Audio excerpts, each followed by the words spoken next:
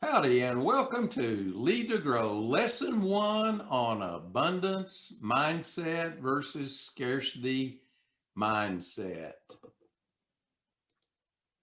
In Lesson 1, we're going to explore what are the differences between an abundance and scarcity mindset. Since I was a young boy, people have asked me, why do you smile so much?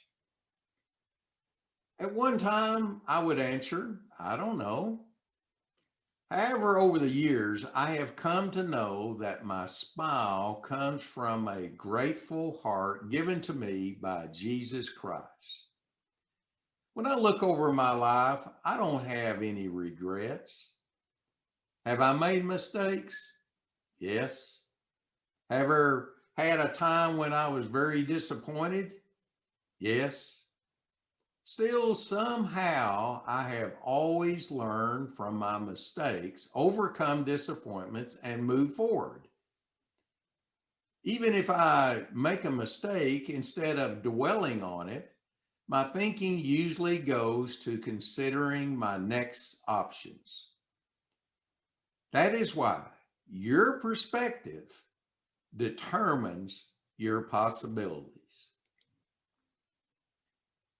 Roy Vanden said, an abundance mindset always outperforms a scarcity mindset in the long run.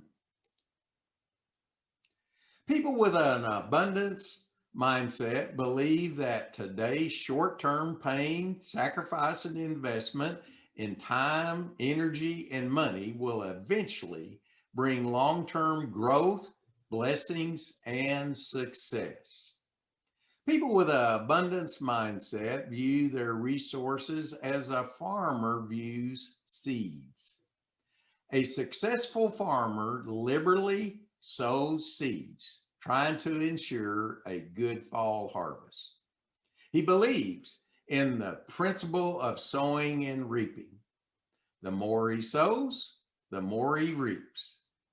Successful people with an abundance mindset see their resources as sufficient, plentiful, seeds to be sown. They know the harvest will come and more will be created.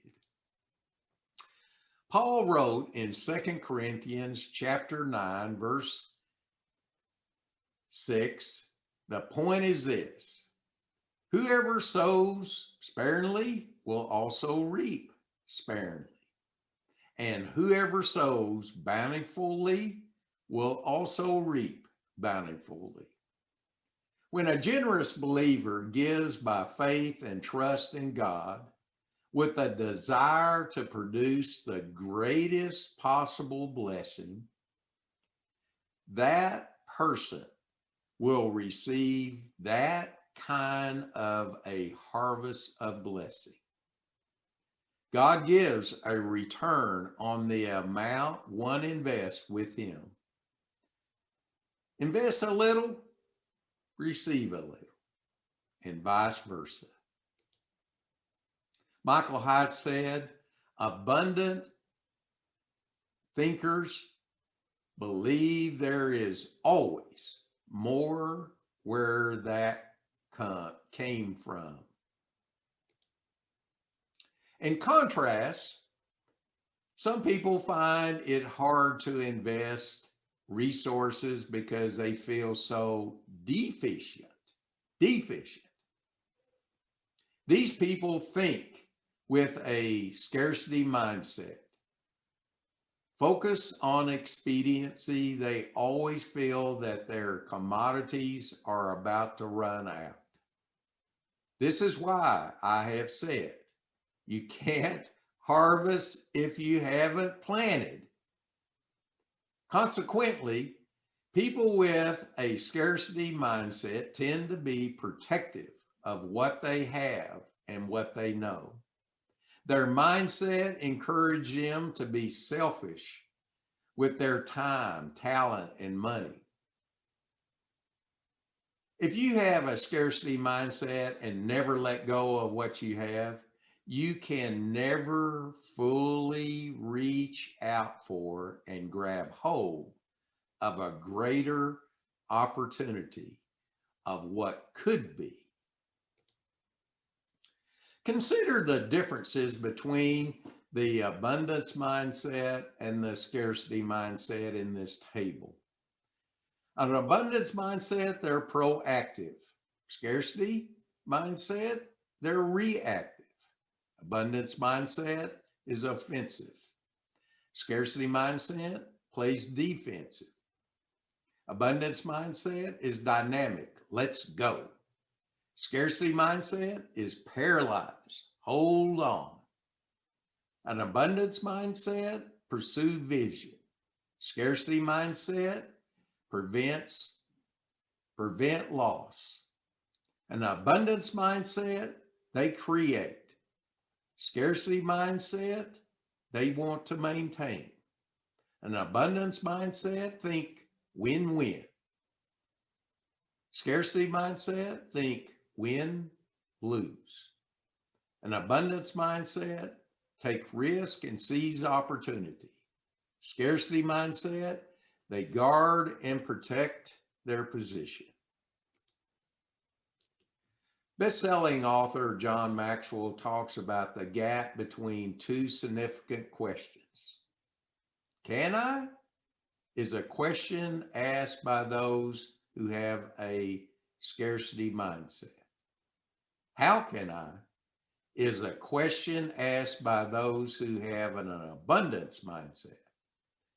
People with a scarcity mindset think short-term and tend to exhibit expedient behavior, while people with an abundance mindset think long-term and tend to exhibit principled behavior. The more we understand the differences between an abundance mindset and a scarcity mindset, the more likely we'll be able to make principled decisions from a place of abundance. Which question do you most often ask? Can I? Or how can I? And will you approach your next challenge or opportunity with the question, how can I? I wish I had a Superman underwear like my grandsons do. It reminds me when I was a little boy. I would watch Superman on TV and he would always say, up, up, and away, right before he took flight. After watching Superman, I would pretend to have his superhero powers, flying faster than a speeding bullet and leaping tall buildings in a single bound. So, why abundant thinkers succeed with flying colors? An abundance mindset results in abundant thinking. And I learned 5 truths about abundant thinkers. Abundant thinkers are content with who they are, even though they may be different. Abundant thinkers possess strong character qualities.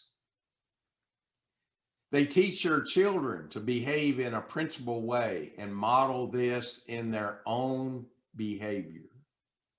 Abundant thinkers use their gifts to benefit others and to protect others from those who use evil means and are self-centered. And abundant thinkers have a positive mindset. It turns out that people who adopt an abundance mindset approach life challenges and opportunities in a principled manner that literally paves the way for them to succeed. This is why I have said people with an abundance mindset believe that today's short-term pain, sacrifice, and investment in time, energy, and money will eventually bring long-term growth, blessings, and success. Well, in lesson one, we have been exploring what are the differences between an abundance and scarcity mindset. And in this lesson one, write down one or two action items that you would like to take today. And this concludes lesson one on abundance mindset versus scarcity mindset.